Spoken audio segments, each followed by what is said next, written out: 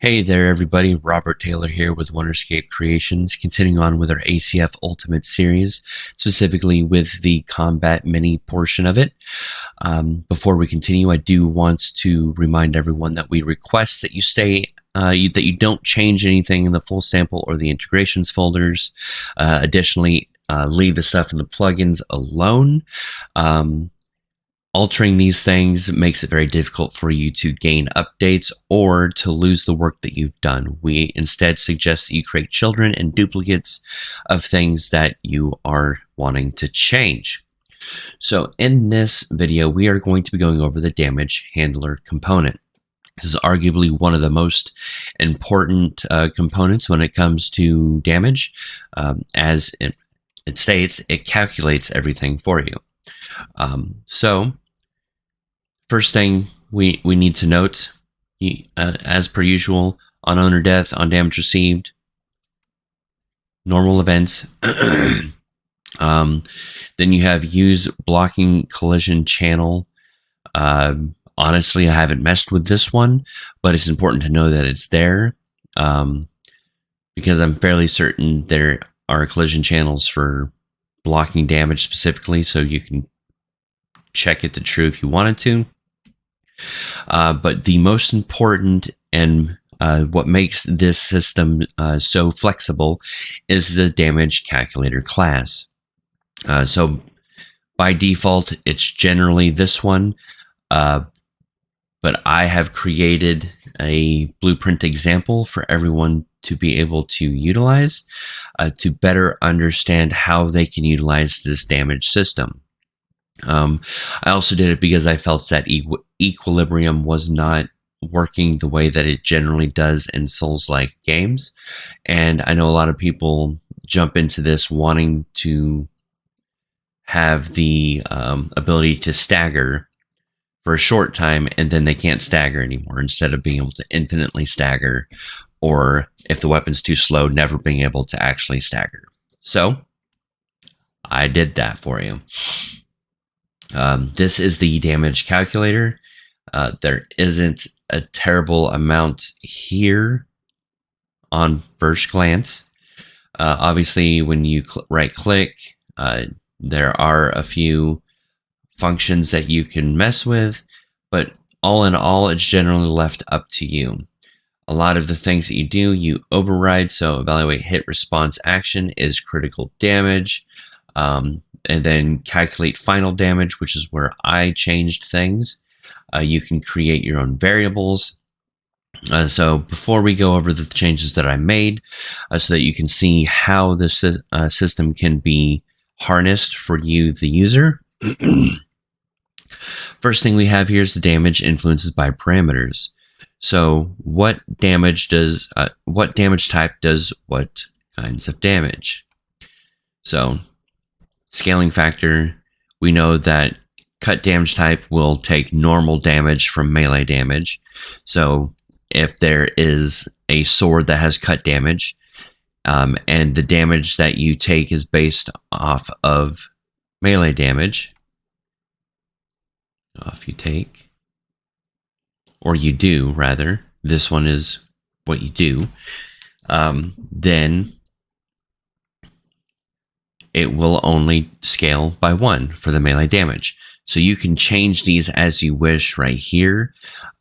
You can also have your own perk system where, you have buffs and all those other kind of things that come into play through UI skill trees and whatnot, so that this could scale up over time, and you can have it communicate directly with this calculator.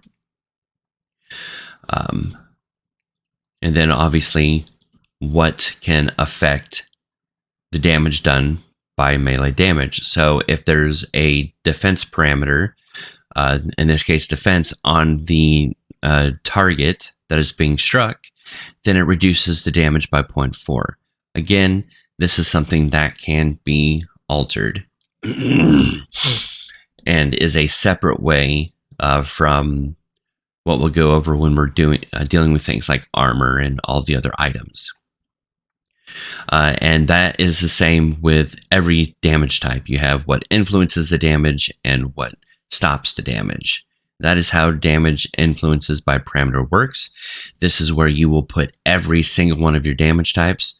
So it will get redundant if you have 30 different types of damage, but you know, if you wanted a complex game, you get to do things redundantly, and that's okay because I'm in the same boat. So default random deviation percentage. That way, if you don't want everything to be exactly the same, if you don't want them always taking 50 damage, you want them to be able to take 5% more, 5% less. That's what this 5 is for. You can change it as you wish. Damage zone, for those who like to utilize this kind of thing. So 0 damage zone is 0, high damage zone 1.5, high defense zone 0.5, normal zone 1. So you may be asking, well, where do I define these? And I will go over that in a moment. I just want to make sure that I point out that you can have as many and as few as you would like. So if we go back into the ACF tutorial player, you need to be selecting this guy right here, the very top one, or make sure you're in class defaults. If you scroll down until you see ACF, you'll eventually see bone name to damage zone map.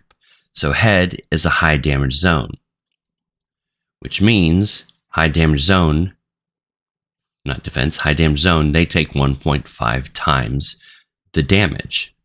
So that's where that is connected.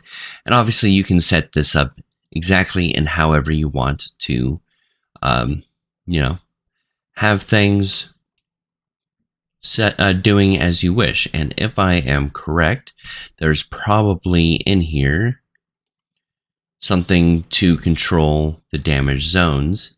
And if there's not, that's okay. You can always do so here within this the calculator. So the next thing is the defense stance parameter when blocking. So, you know, if you're wanting their defense to increase even further, block defense is what has been chosen here. Hit responses.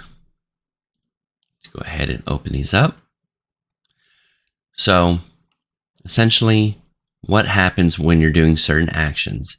This is how PASC has set up having invulnerability frames. I can't remember the exact term used in Souls games. So how much damage do you take when you're dodging? 0. When you're parrying? 0. And then the stagger resistance statistic, equilibrium. So right now, I'm sure most of you have seen that when you attack an enemy, it staggers. It goes through the hit animation, and you can keep it staggered indefinitely. And you may not want that for any characters, or at least for most or a lot of the characters. And we're going to be going over that in a moment. So then you have the critical damage config. So you can now, as you can change the critical scale factor by damage type, which really helps when it comes to, let's see. Well, the crit chance right here. For crit multiplier, yeah, I'm going to have to talk to PASC about that, because sometimes you're going to want to control the crit multiplier by the damage type as well. For now, obviously, you would need to come in here and have that coded in, but I'm fairly certain this would be easy to move. It's something I've never noticed before, but it's because I haven't gotten to the UI stuff when it comes to skills and all that. So now on to how do I make changes.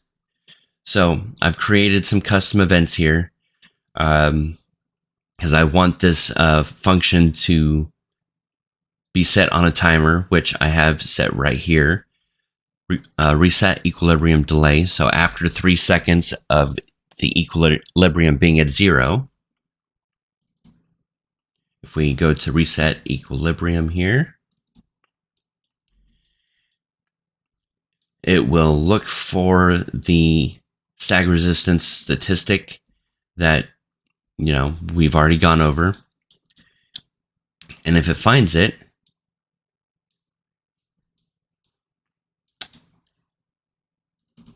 we go to reset, and it resets this. Now, back here in the reset equilibrium, as you can see right here, if it finds it, I want to modify that statistic and the value I want to make the max value. So it automatically puts it back to full. So the player has to start back over from full to get it back down. And then here in check equilibrium, I'll show you where I have this put. First, it makes sure that the statistic component is valid so that we don't, aren't doing work that we shouldn't. If it's not valid, it will get it from the ACF damage event. You have damage dealer, damage receiver. There's really a lot that you can get if you put in the effort to figure it all out. And this is of literally, of course, I can't just see it. ACF damage event type. It's important to remember that, exploring has its uses. So this literally is just checking if the current value of the stagger resistance is 0. And if it is, then we go to the calculate final damage, where ACF calculates that. And as you can see in damage event is valid. So if it's valid, start reset equilibrium, which is right here. And then it's going to do and calculate its final damage. If it's not, then it's just going to go straight into calculating final damage. That's literally all I did. Very simple example on how you can alter how the damage component works, as well as using it as a way to utilize its damaging events to alter statistics and other attributes and whatnot, or starting up other events.